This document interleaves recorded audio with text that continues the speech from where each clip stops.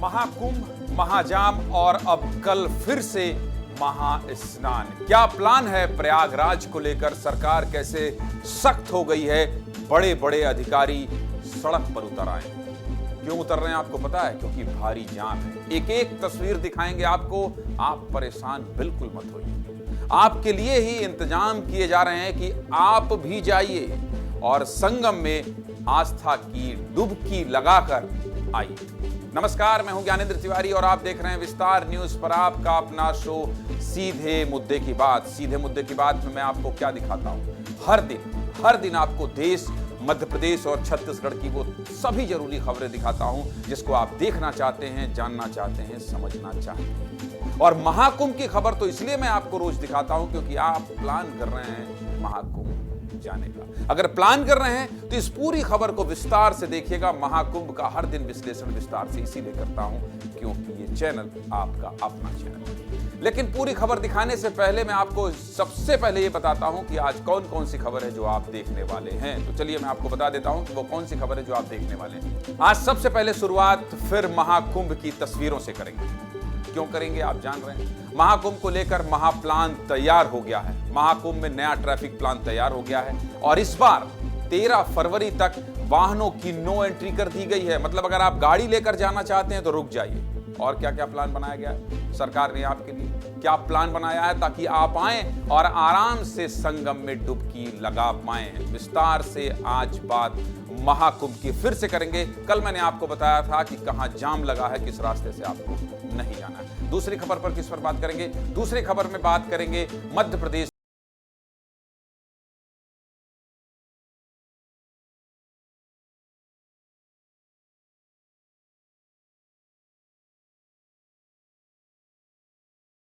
बड़े बड़े लोग आ रहे हैं तो कहां रुकेंगे, क्या इंतजाम हुआ है, सब कुछ देखना चाहते हैं तो बने रहिएगा। एक एक खबर लगातार हम आपको दिखा रहे हैं, एक एक तस्वीर दिखाते रहेंगे। तीसरी खबर में बात कहां की करेंगे? तीसरी खबर में बात करेंगे छत्तीसगढ़ के नगर निगम चुनाव की। आप देख ही रहे हैं विस्तार न्यूज में कैसे हम आपको बता रहे हैं कि मेयर की चेयर में कौन बैठेगा। 10 नगर निगम सीटों के लिए आज वोटिंग खत्म हो गई है। कहां कहां किसने वोट डाला है, छत्तीसगढ़ में क्या माहौल रहा है, सब कुछ विस्तार से जानना चाहते हैं तो आपको मैं दिखाऊंगा क्योंकि विस्तार न्यूज है। विस्तार न्यूज आपका अपना चैनल है जो हर जगह सबसे पहले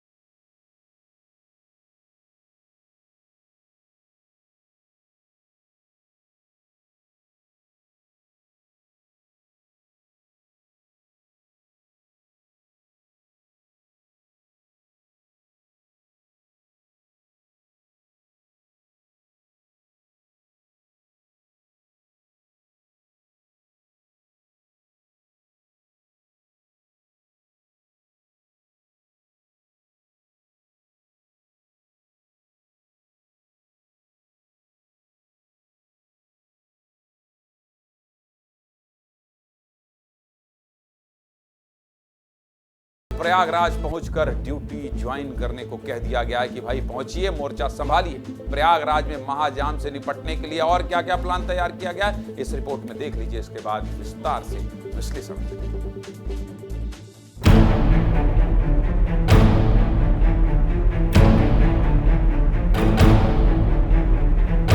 महाकुंभ के आसपास की सड़कें महाजाम की मार झेल रही हैं। ऐसे में माघ पूर्णिमा पर श्रद्धालुओं को ज्यादा परेशानी ना हो, इसलिए रोड मैप तैयार कर दिया गया है। महाकुंभ का आज 30वां दिन है। 13 जनवरी से अब तक 45 करोड़ से भी ज्यादा श्रद्धालुओं ने आस्था की डुबकी लगा ली है।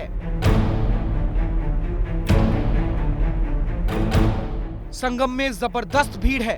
पूरे मेला क्षेत्र में श्रद्धालुओं का जनसैलाब देखने को मिल रहा है। सड़क पर लोग गाड़ियों में फंसे हुए हैं। शहर में भी जाम जैसे हालात हैं। भीड़ को कंट्रोल करने के लिए कमिश्नर प्रयागराज विजय विश्वास पंत और डीआईजी अजय पाल शर्मा सड़क पर उतर गए हैं। प्रयागराज में हालात बिगड़ता देख सीएम योगी आदित्यनाथ ने सोमवार की शाम एसटीएफ चीफ अमिताभ यश को विशेष विमान से प्रयागराज भेज दिया और अब 52 नए अफसरों की तैनाती कर दी गई है। सीएम योगी ने महाकुंभ की व्यवस्था को लेकर अधिकारियों के साथ समीक्षा बैठक भी की है। मेला क्षेत्र में जो अवैध रूप से गाड़ियां खड़ी की गई थीं, उस पर भी पुलिस ने कार्रवाई की।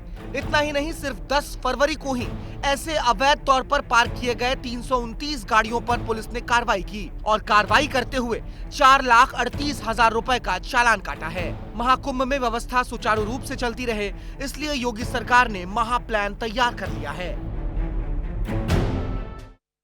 अगर आप अपनी गाड़ी से महाकुंभ जा रहे हैं तो ये भी देख लीजिए। गाड़ी से जाने के आप शौकीन है कि गाड़ी लेके जाना है, तो आपको एक बहुत महत्वपूर्ण जानकारी दे रहा हूं। आपको गाड़ी कहां पार्क करनी है यह भी बता देता हूं, क्योंकि हमें आपकी फिक्र है। आप सड़कों में घंटों खड़े रहते हैं, छोटे छोटे बच्चों को लेकर खड़े रहते हैं, इसलिए कल बता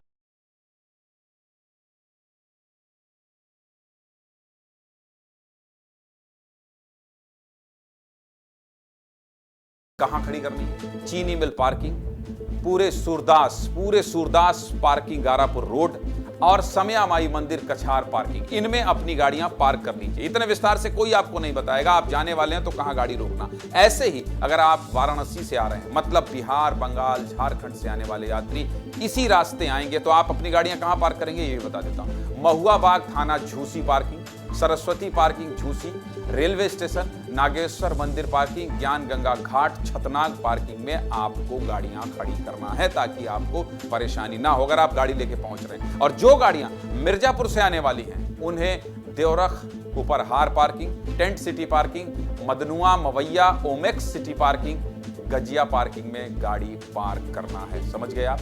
ताकि आप गाड़ी लेकर जाएं तो ना फंसे, इसलिए आपको सब बता दिया। और सबसे जरूरी रूट देख लीजिए, सबसे जरूरी रूट जो है वो देख लीजिए। जो गाड़ियां रीवा, बांदा, चित्रकूट से आने वाली हैं, जहां सबसे ज्यादा जाम की तस्वीर आ रही है, जहां मुख्यमंत्री मध्य प्रदेश के कह चुके हैं, यानी मध्य प्रदेश से जा रहे हैं तो कहां गाड़ी पार्क करनी है ये भी देख लीजिए। नव प्रयागम पार्किंग एग्रीकल्चर इंस्टीट्यूट पार्किंग है, जहां आपको अपनी गाड़ी खड़ी करना है। इसके अलावा कहां?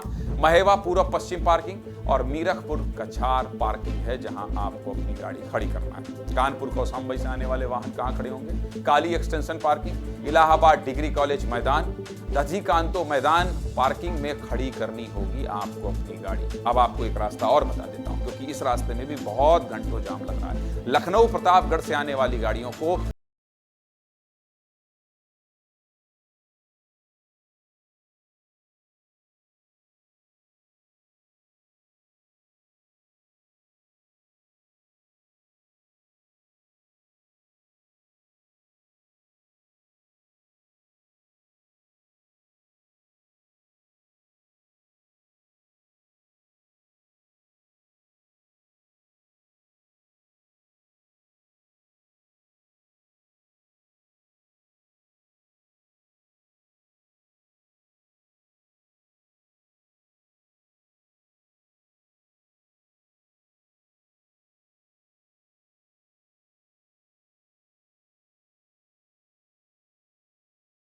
यात्री, इसलिए बिल्कुल जबरदस्ती नहीं करना है। इस पूरे मामले पर प्रशासन और सरकार का क्या कहना है, अगर सुनना चाहते हैं और अलर्ट होना चाहते हैं तो मैं आपको यह भी सुनवा देता हूं। सुनिए।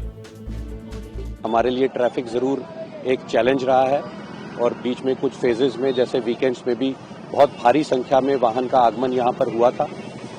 उसको दृष्टिगत रखते हुए जो हमारा पुलिस बल यहाँ पर तैनात है, जो हमारे प्रशासनिक अधिकारी यहाँ पर तैनात हैं, अथक परिश्रम करते हुए उन्होंने जो भी सिचुएशंस आई उनको रिजॉल्व किया।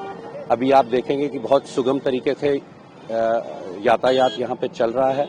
जो वाहन आ रहे हैं विभिन्न मार्गों से, जो प्रयागराज जनपद में आ रहे हैं, चाहे वो लखनऊ मार्ग हो, प्रतापगढ़ मार्ग हो, जौनपुर मार्ग हो, और जो दक्षिण की तरफ से, चित्रकूट की तरफ से, रीवा की तरफ से, मिर्जापुर की तरफ से और उधर भदोही से बनारस की तरफ से, सभी मार्गों पे यातायात सुचारू रूप से चल रहा है और शहर के अंदर भी जाम की स्थिति नहीं है।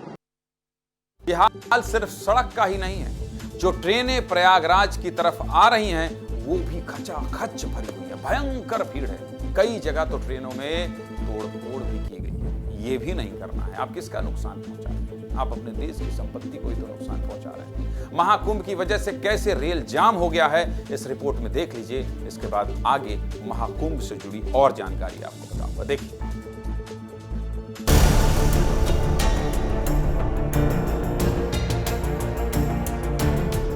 महाकुंभ जाने वाले रास्ते जाम हैं, रोड जाम है और रेल भी जाम है।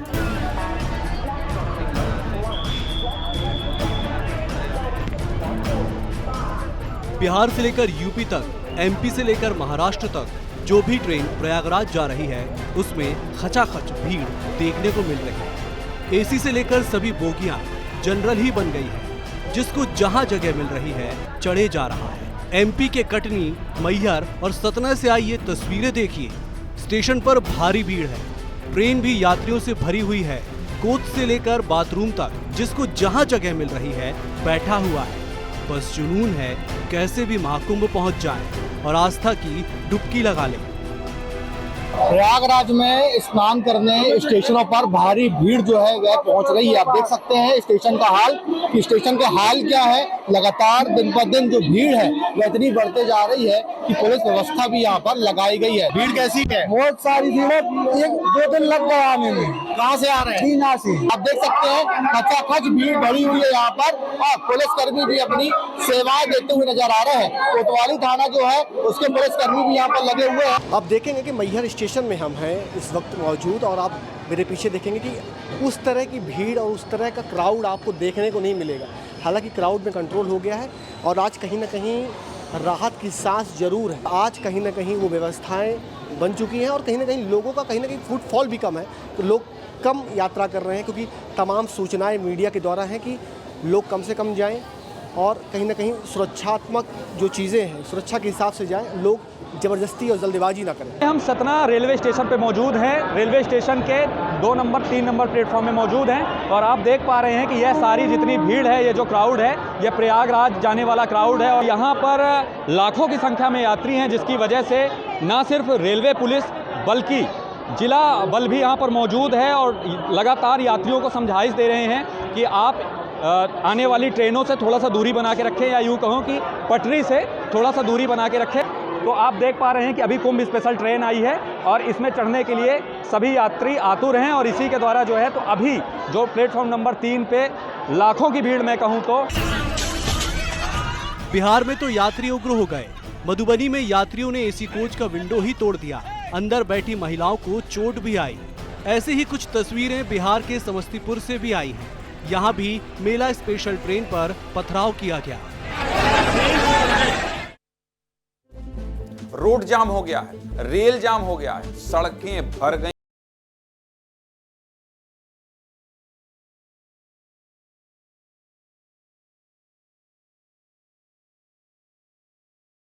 पार्टी के मुखिया अखिलेश यादव लगातार महाकुंभ पर सवाल उठा रहे हैं, लगातार सवाल उठा रहे हैं और अब अखिलेश यादव का जवाब खुद मुख्यमंत्री योगी आदित्यनाथ ने दिया। महाकुंभ पर कैसी राजनीति हो रही है, इस रिपोर्ट में देख लीजिए। कौन से नेता क्या सवाल उठा रहे हैं और उसके जवाब में मुख्यमंत्री क्या कह रहे हैं, देखिए। अगर लोग तकलीफ में रहे, परेशानी में रहे, और ये पहली बार हुआ होगा ऐसा कि लोग 300 किलोमीटर के जाम में फंस गए, क्या यही विकसित भारत की तस्वीर होगी जिसमें आप ट्रैफिक मैनेज नहीं कर पा रहे हैं? हर शहर में ये कहा गया कि कोई शहर से निकले नहीं, सब के सब वहीं पर रुक जाएं, आगे नहीं जा सकते, दर्शन नहीं कर सकते हैं। अगर ये सच्चाई नहीं है, सभापति महोदय, सब बॉर्डर सील हुए हैं, जितना भारत के लोग सब बॉर्डर सील हुए हैं, और फिर चांद पर पहुंचने का क्या फायदा जब जमीन की समस्याएं न दिखती हों आपको, जमीन की समस्याएं न दिखती हों। और सभापति महोदय, मैं सरकार से जानना चाहता हूं वो ड्रोन कहां हैं? एक अस्थायी शहर में 45 करोड़ श्रद्धालु आकर के डुबकी लगा करके चला जाए तो इससे बड़ी बात और क्या हो सकती है। लेकिन जिनको नकारात्मकता फैलानी है, और नकारात्मकता फैलाने वाले कौन लोग हैं? ये नकारात्मकता फैलाने वाले वही लोग हैं जिन्होंने जीवन भर बीबीआईपी ट्रीटमेंट लिया है, सरकार की बीबीआईपी सुविधाओं का उपभोग किया है, और क्या ही नहीं, आने वाली पीढ़ी के लिए भी एक रास्ता खोलने का प्रयास किया था उन्होंने कि वे तो ले ही ले, लेकिन उनकी आने वाली पीढ़ी भी इस सुविधा का उपभोग करे, जैसे देश उनका बपोती हो। सब कुछ विस्तार से बता दिया, किस रास्ते आना है, क्या प्लान तैयार किया गया है। अब यह भी देख लीजिए कि माघ पूर्णिमा से पहले आज महाकुंभ में क्या माहौल है। हमारे सहयोगी अनमोल तिवारी और प्रत्यक्ष दुबे की यह रिपोर्ट देख लीजिए। उन्होंने भेजा है और बताया है कि कल स्नान से पहले महाकुंभ का क्या माहौल है।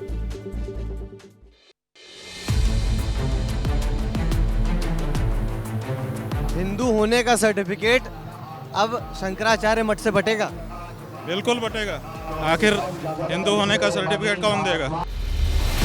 विस्तार न्यूज आपको महाकुंभ में टॉप एंगल व्यू दिखा रहा है संगम क्षेत्र का। भीड़ देख लीजिए और भीड़ से ही अंदाजा लगा लीजिए कि यहाँ पर आपको काफी ज्यादा भीड़ दिख रही है।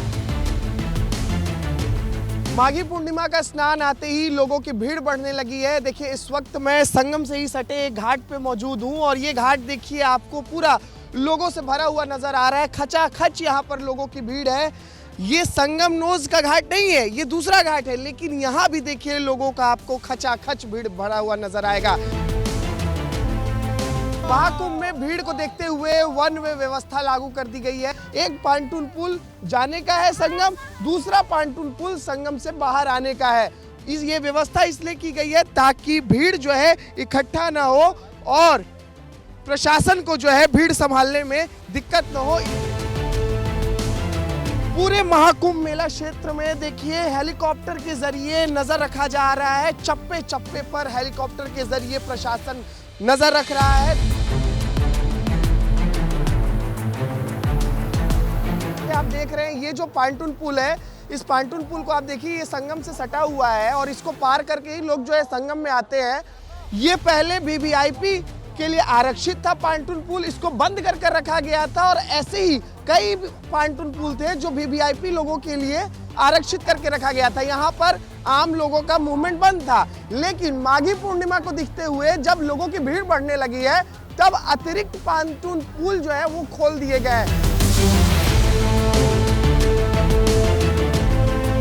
संगम में बढ़ती भीड़ को देखते हुए सीआरपीएफ के जवान मोर्चा संभालने वाले हैं। माघी पूर्णिमा का स्नान है, करोड़ों की संख्या में श्रद्धालु जो है आस्था की डुबकी लगाने वाले हैं। इस वजह से सुरक्षा चाक चौबंद के लिए सीआरपीएफ के जवानों को मोर्चा संभालने के लिए कहा गया है।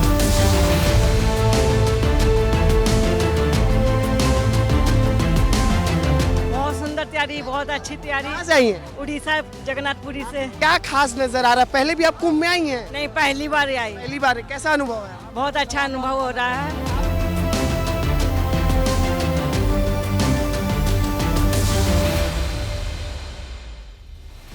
बहुत अच्छा माहौल लग रहा है।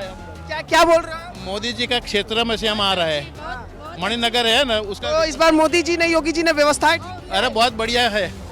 लोग कह रहे हैं कि जाम बहुत लग गया, दिक्कत हो रही है। नहीं, किसी को दिक्कत नहीं हो रही है। पब्लिक है, आती है तो क्या करे, सरकार कितनी सगवड़ कर बहुत अच्छी करता है।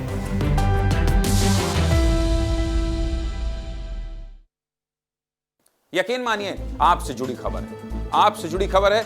आप कुंभ जाना चाहते हैं, इसलिए इतने विस्तार से मैं हर दिन आपको महाकुंभ की एक एक तस्वीर दिखाता हूं। कौन दिखाएगा? यह खबर आपका अपना चैनल आपकी फिक्र करता है, जिस महाकुंभ में आप लाखों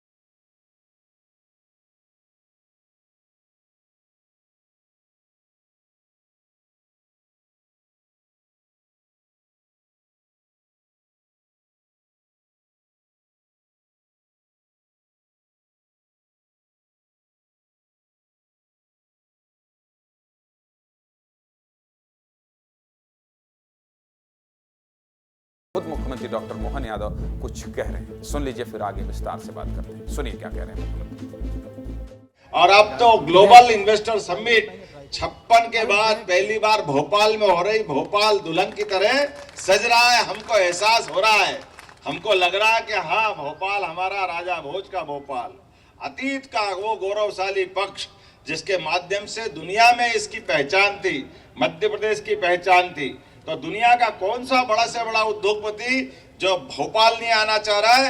हमें गर्व है, वो सब भोपाल में दिखेंगे और दुनिया के सबसे बड़े गणतंत्र के सबसे बड़े नायक यशस्वी प्रधानमंत्री स्वयं उसके साक्षी बनेंगे। वो उद्घाटन करने आ रहे हैं। भोपाल सज धज के अपने भविष्य की उड़ान के लिए तैयार हुआ है।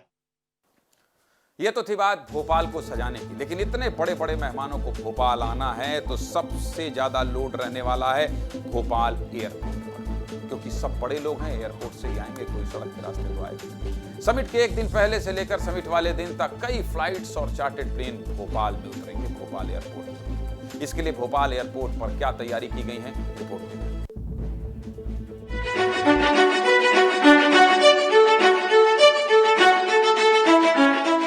सर, किस तरीके की तैयारियां की जा रही हैं? खासतौर पे बड़े मेहमान आने वाले हैं, प्रधानमंत्री आने वाले हैं।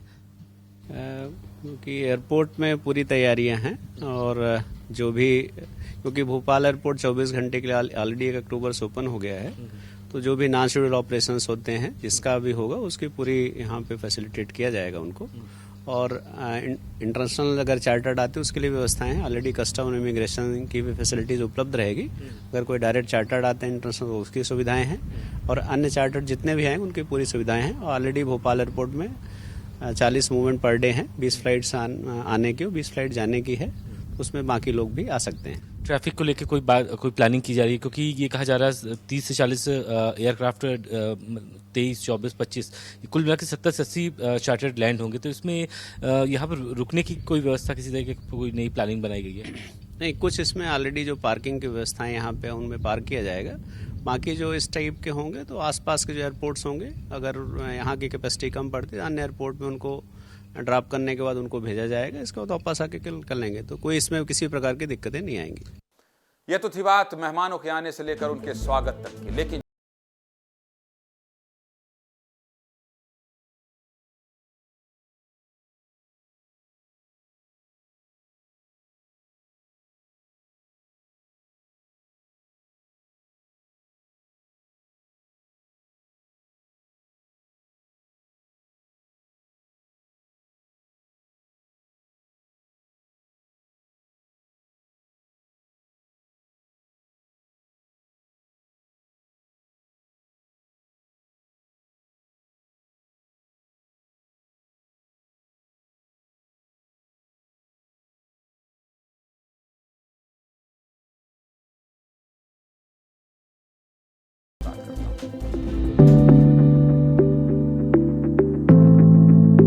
राजधानी में होने वाली ग्लोबल इन्वेस्टर समिट को लेकर शहर के सभी बड़े होटल और खासतौर पे रेस्ट हाउस बुक किए गए हैं और बड़े होटलों में विदेशी मेहमानों को रुकाया जाएगा। वीवीआईपी से लेकर सभी सारे वीवीआईपी को यहाँ रुकाया जाएगा और खासतौर पे जो विदेशों से आने वाले निवेशक हैं उनको बड़े होटलों में रुकाने की तैयारी प्रशासन की तरफ से की गई है।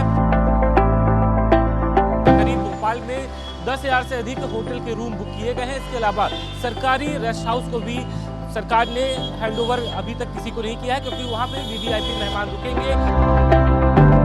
भोपाल में जब कार्यक्रम होगा प्रधानमंत्री की मौजूदगी में, तो राज्य मानव संग्रहालय तक पहुंचाने के लिए पूरी व्यवस्था की गई है। इसमें 2 IAS अधिकारियों को लगाया गया है। नॉर्थ एडीएम के साथ साथ भोपाल कलेक्टर कॉस्टेन विक्रम सिंह को भी जिम्मेदारी दी गई है। और खासतौर पर प्रशासन ने ये पूरी व्यवस्था इसलिए की है क्योंकि देश भर से खासतौर पर 3 देशों के प्रतिनिधि यहाँ भोपाल आएंगे।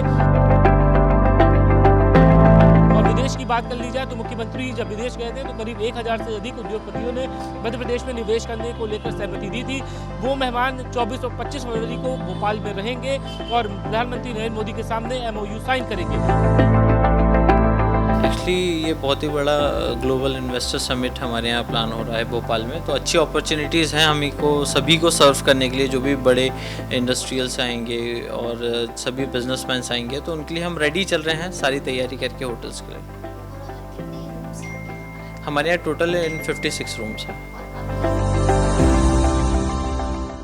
यह तो थी बात निवेशकों के लिए हुए रुकने के इंतजाम की, लेकिन इन्वेस्टर समिट में आने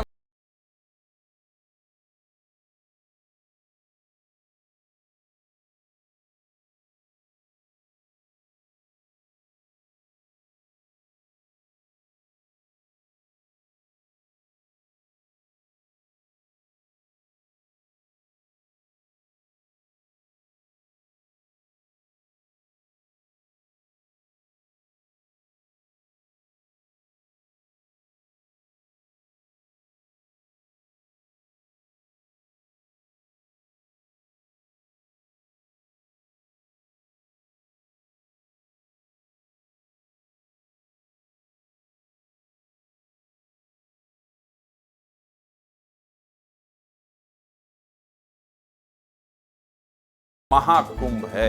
विस्तार न्यूज हर दिन आपको ऐसे ही विस्तार से रिपोर्ट दिखाता रहेगा। इस निवेश से आपके घर में पैसा आने वाला है, आपके बच्चों को नौकरी मिलने वाली है। बस इसीलिए यह खबर आपके लिए जरूरी है। चलिए आगे बढ़ते हैं और अब मध्य प्रदेश की खबर हो गई। अब चलते हैं छत्तीसगढ़। छत्तीसगढ़ में मेयर की चेयर पर कौन बैठेगा, यह खबर मैं आपको लगातार दिखा रहा हूं, एक एक तस्वीर दिखा रहा हूं। और मैंने आपसे वादा किया था कि विस्तार न्यूज निगम चुनाव की जो कवरेज करेगा वो कोई नहीं कर सकता। छत्तीसगढ़ नगरीय निकाय चुनाव के लिए वोटिंग खत्म हो गई। दिन भर क्या क्या तस्वीरें आई हैं, कहां किसने वोट डाला है, किसका पलड़ा भारी है, सब कुछ जानना चाहते हैं तो ये रिपोर्ट देख लीजिए।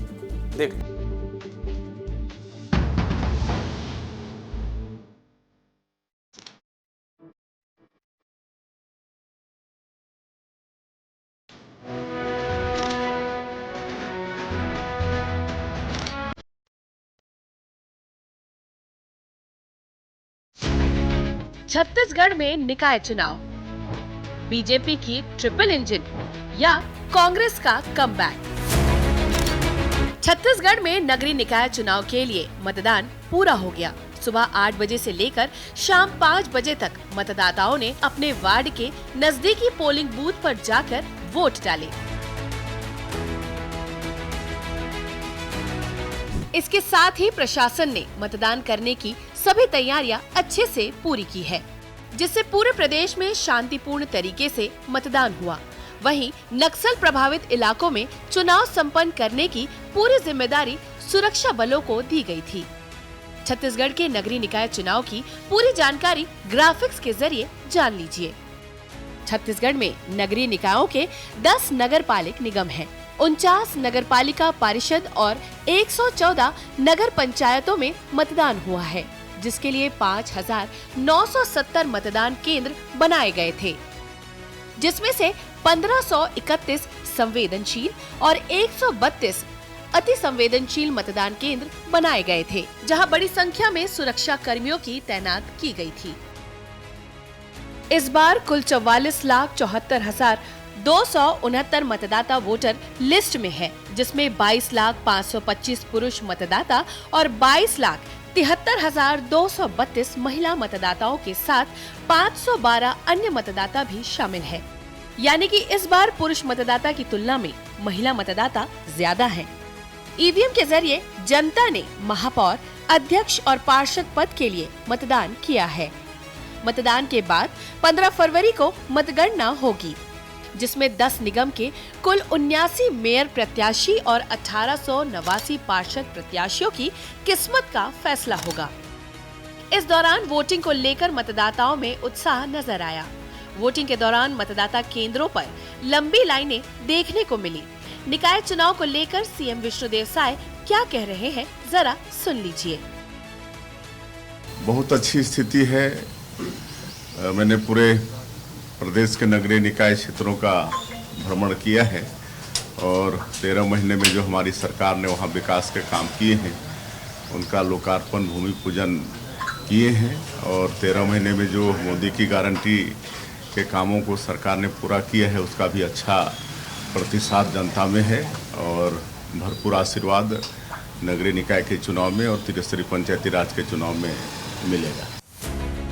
छत्तीसगढ़ के 10 नगरपालिक निगम जहां मतदान हुआ है, उसमें जगदलपुर, दुर्ग, राजनांदगांव, धमतरी, रायपुर, बिलासपुर, रायगढ़, कोरबा, अंबिकापुर और चिरमिरी शामिल है, जिसके लिए कुल 79 मेयर प्रत्याशी मैदान में हैं, जबकि पार्षद पद के लिए कुल 1889 प्रत्याशी चुनावी मैदान में हैं। इस दौरान चुनाव के कैबिनेट मंत्री और विधायक भी वोट डालते नजर आए। तस्वीरें देखिए। पहली तस्वीर डिप्टी सीएम विजय शर्मा की है, जिन्होंने कवर्धा में वोट डाला।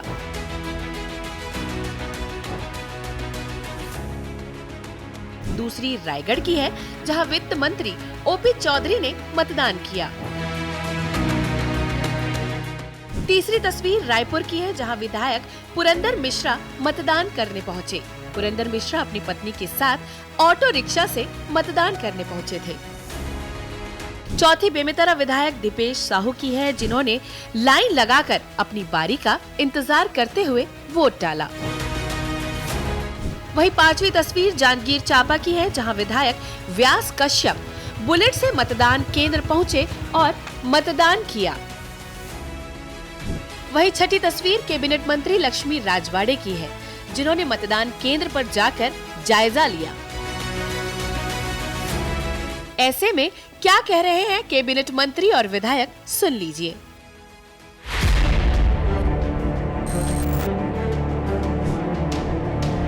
लोकतंत्र को जीवित रखना है तो मतदान होना आवश्यक है। सरकार के अनुकूल स्थानीय निकायों में सरकार बने।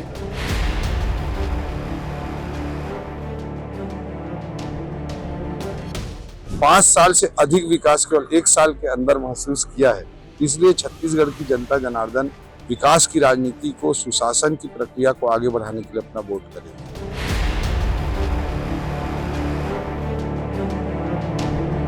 देश के यशस्वी प्रधानमंत्री माननीय मोदी जी विकसित भारत का एक सपना लेकर के पूरे भारत देश में जो काम कर रहे हैं, उसी संकल्प के साथ हमारे बेमेतरा की आम जनमानस जो है विकसित बेमेतरा बनाने के लिए तैयार है। माहौल तो कांग्रेस के पक्ष में आ रहा है, तो जनता हमारे साथ है। हमारे अनुकूल ही जा रहा है, क्योंकि ट्रिपल इंजन की सरकार बनाने के लिए सब उत्सुक हैं। वोटिंग वाले दिन प्रत्याशियों में भी खास मतदान को लेकर खास उत्साह दिखा। चुनाव लड़ रहे प्रत्याशियों ने मतदान केंद्र पर वोट डालकर अपने अपने तरीके से लोगों को मतदान के लिए आग्रह किया है। बीजेपी और कांग्रेस प्रत्याशी पहले मंदिर गए और फिर पूजा पाठ करके मतदान करने के लिए निकले। ऐसे में अलग अलग नगर निगम से बीजेपी और कांग्रेस के महापौर प्रत्याशी क्या कह रहे हैं, सुन लीजिए। नगर निगम रायपुर में शहर की जनता है वो एक ईमानदार, साफ सुथरी छवि वाली सरकार चाहती है, और इसलिए जनता घर से बाहर निकल के वोट कर रही है। अभी तक 15 वर्षों से जनता को उनका मूलभूत अधिकार प्राप्त नहीं हो पाया है।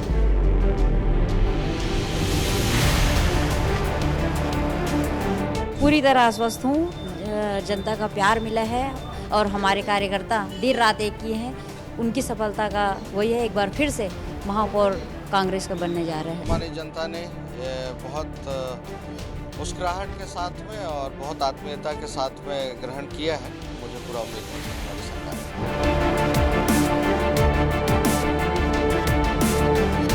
जा रहा हूँ, बच्चों से लेकर बड़ों तक, बूढ़ों से लेकर माता पिता, जितने भी भाई लोगों को बहुत अपार प्यार इसने मिल रहा है। भारतीय जनता पार्टी की बड़ी विजय की ओर, न केवल पार्षद में बल्कि महापौर में भी बहुत बड़े विजय की ओर बढ़ रही है। जनता जनार्दन का जनादेश मिल रहा है, मुझे ऐसा लग रहा है। वोटिंग के दौरान कई रोचक तस्वीरें भी सामने आई हैं।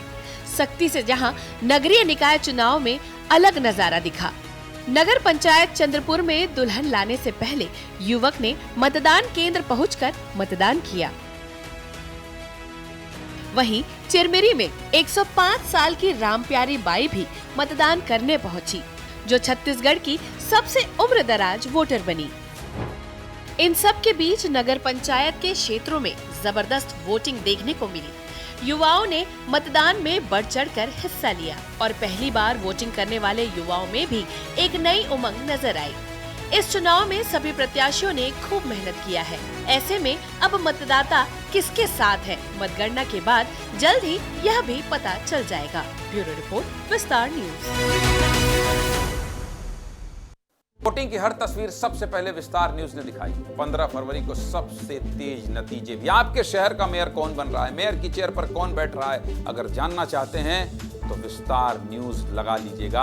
आपके शहर का मेयर कौन बन रहा है जानना चाहते हैं तो सुबह से टीवी ऑन कर लीजिएगा। तो 15 फरवरी को सुबह से विस्तार न्यूज लगाना बिल्कुल मत भूलिएगा, क्योंकि हमने आपसे वादा किया है। और वादा ही नहीं किया है, आपके शहर में हर जगह जहां मेयर चुने जा रहे हैं वहां बहुत बड़े बड़े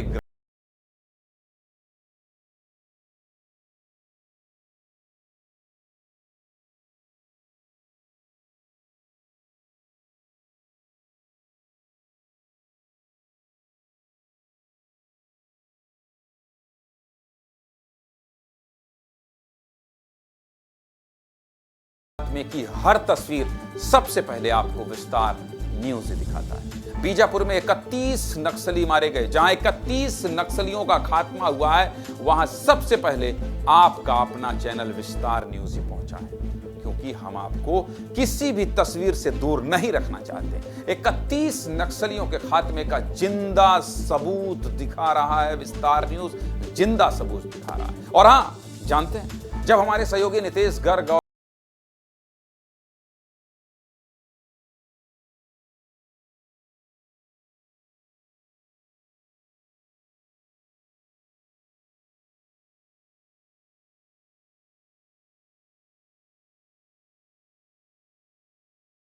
बात के खात्मे की एक एक तस्वीर, एक एक रिपोर्ट, एक एक सबूत को दिखाने के लिए मेरे सहयोगी नितेश गर्ग और किशन ने किस तरह से जान पर खेल कर यह रिपोर्ट तैयार की। देखिए रिपोर्ट।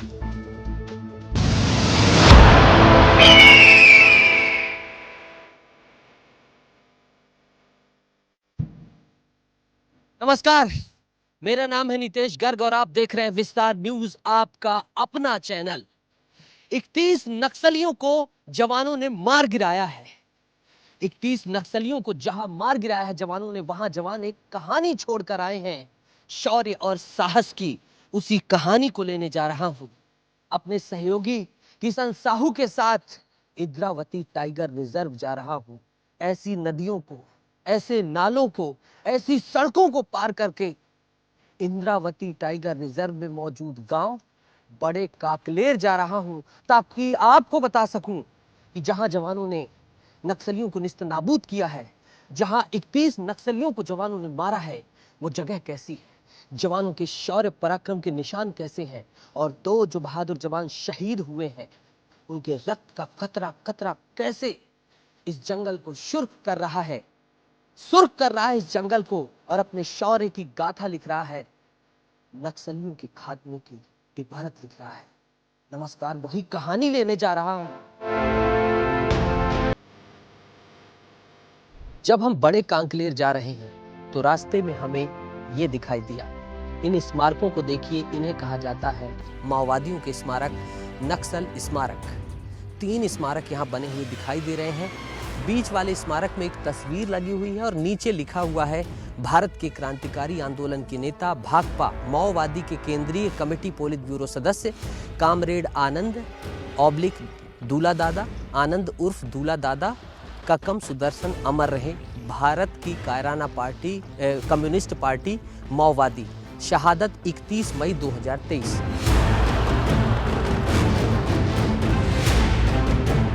विस्तार न्यूज यानी आपका अपना चैनल, जहां पर 31 माओवादियों को ढेर करने के बाद चौपर उतरा था, वहीं पहुंच गया है।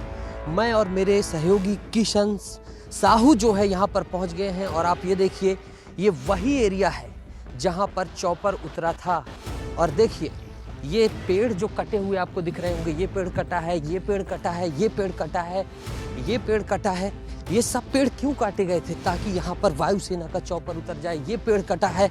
इस तरीके से लगभग 50-60 की संख्या पर जो है इधर पेड़ काटे गए हैं। और पूरा ये एरिया खाली करने के बाद जो है स्मॉग दिया गया।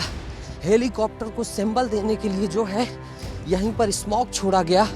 और स्मॉग का ये आप देखिए, ये हेलीकॉप्टर के कुछ जो है यंत्र दिखाई दे रहे हैं। शायद ये स्मॉग ही है जिसे जो है यहाँ से छोड़ा गया और फिर निकलने से पहले जवानों ने नष्ट कर दिया। अभी भी ये गर्म है, ताज़ा है या हो सकता है हेलीकॉप्टर का कोई चीज़ हो जिसे यहाँ पर रिप्लेस किया गया था और ये साफ तौर पर देखा जा सकता है। किशन, हर तस्वीर करीब से भी दिखाते जाइएगा। ये देखिए, ये यहाँ से स्मोक छोड़ा गया था और यहीं पर हेलीकॉप्टर के इक्विपमेंट्स जो है चेंज किए गए थे और यहीं से तमाम जो माओवादी हैं उनके शवों को चॉपर में रख कर ले जाया गया था। और यहीं पर देखिए उनका जखीरा भी जो है हेलीकॉप्टर में ले जाने के लिए यहीं से ले जाया गया है, लेकिन जो जखीरा छूटा है वो मैं आपको दिखा देना चाहता हूँ। आदिवासियों के अस्तित्व की अस्मिता के लिए खतरा बनी प्रस्तावित इंद्रावती टाइगर रिजर्व प्रोजेक्ट का विरोध करें। यानी इंद्रावती टाइगर रिजर्व का ये तमाम लोग जो हैं इनका सीधा कहना था कि ये नहीं होना चाहिए, हमारा जंगल ज़मीन है।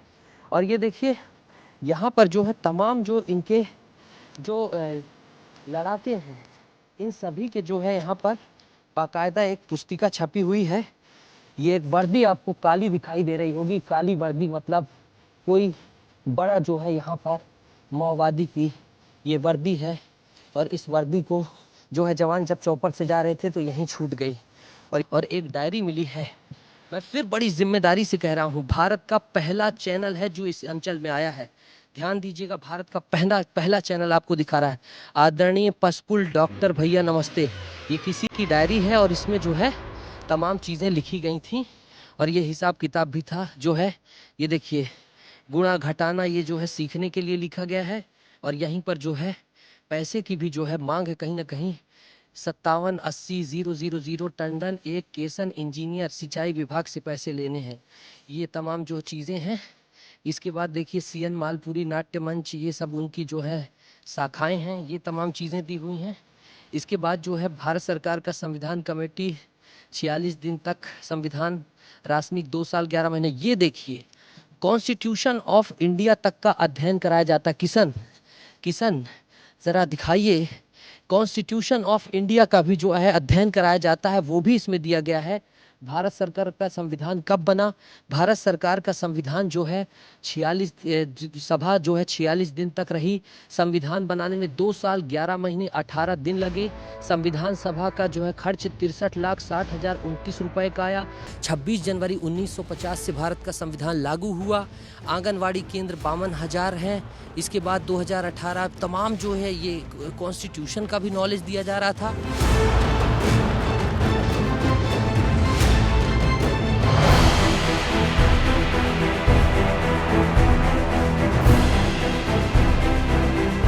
गोंडा मेट्टा की पहाड़ी में देश का पहला चैनल विस्तार न्यूज़ है जो पहुंचा है। और वो देखिए गोंडा मेट्टी की पहाड़ी है।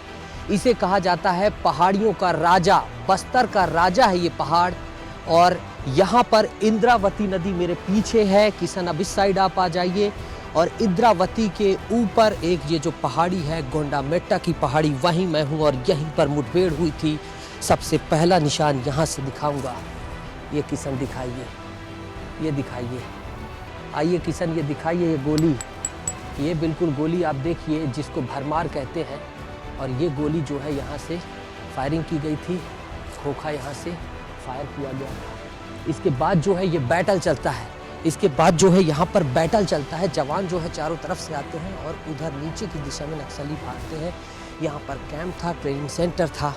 और यहीं पर जो है ये देखिए पूरा सामान जो नक्सलियों का बिखरा पड़ा है। जवानों ने यहाँ पर इस सामान को एकत्रित किया मुठभेड़ के बाद और फिर उसके बाद जो है ये सामान जला दिया। ये देखिए आप, ये बड़ा पतीला है, ये छोटी जो है प्लेट है, ये जो है एल्यूमिनियम की प्लेट है, चाय बनाने का गंजा है। इधर ये देखिए टॉर्च है।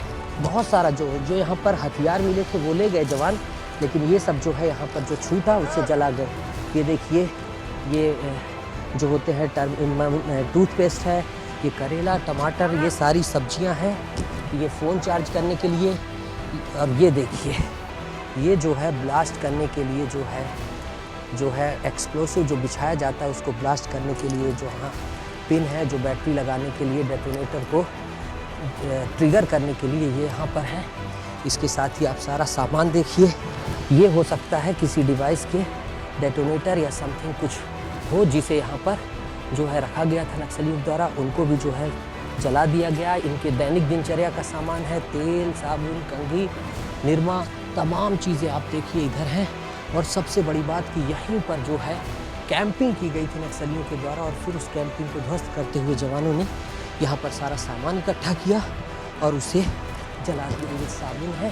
मेरी कोशिश है जल्द से जल्द दिखाऊं। 4 घंटा पैदल चलने के बाद, 2 घंटा 3 घंटा गाड़ी चलाने के बाद यहाँ पहुँचे हैं और पहली बार यहाँ कोई पहुँचा है। ये इंजेक्शन देखिए, ये टैबलेट्स देखिए जो अमूमन हर जगह सामान मिलता है।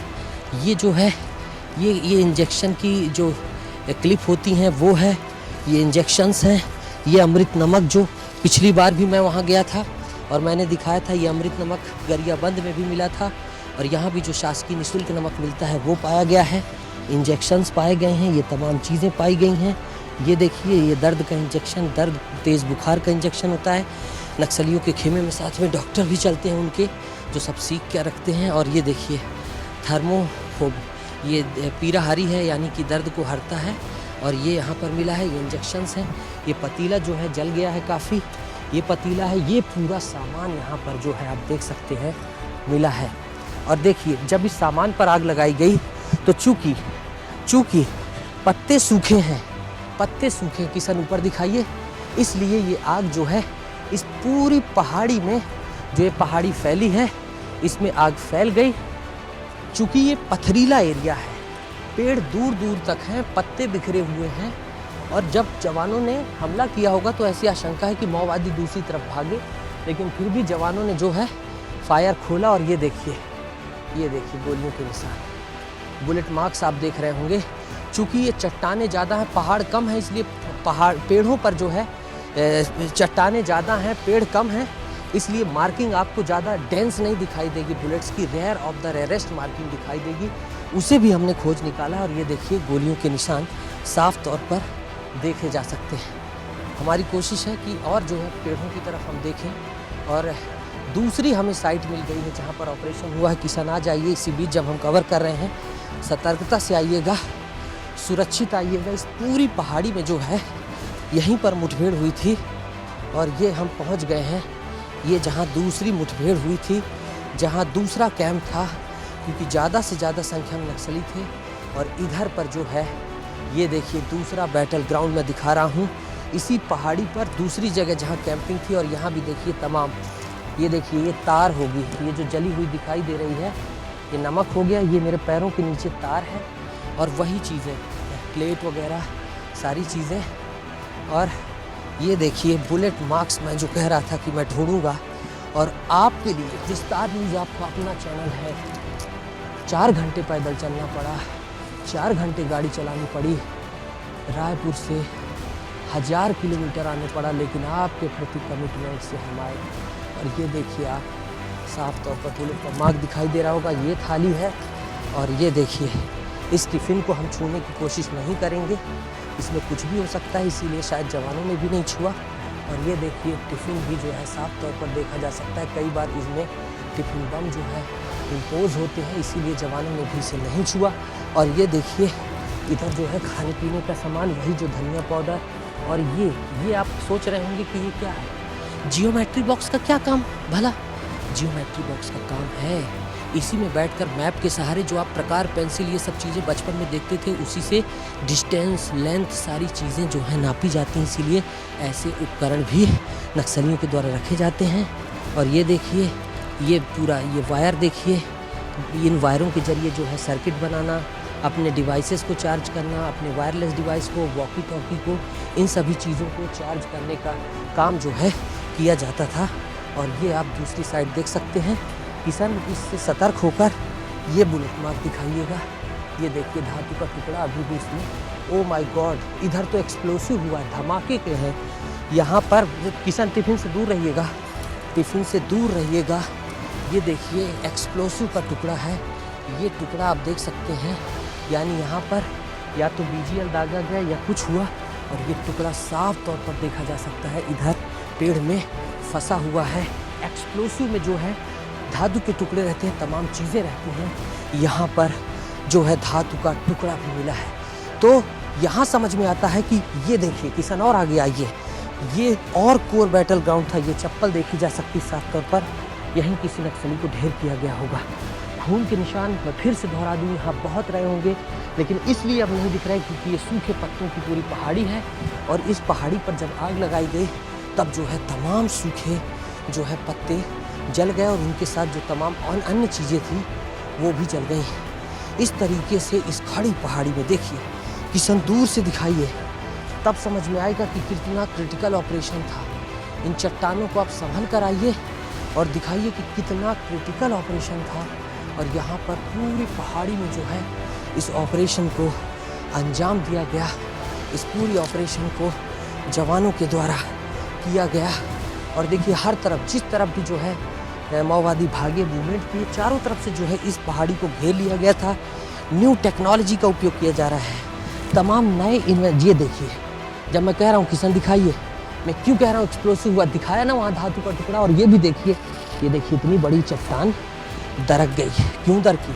क्योंकि यहाँ पर या तो रॉकेट लॉन्चर दागा गया था, BGL दागा गया था, और ये चूंकि चट्टान है इसलिए सीधा यहाँ पर इम्पैक्ट हुआ और चट्टान दरक गई। इस तरीके से यहाँ पर बहुत जो है घनघोर तरीके से बैटल हुआ और जवानों ने अपने शौर्य साहस पराक्रम के निशान छोड़ दिए।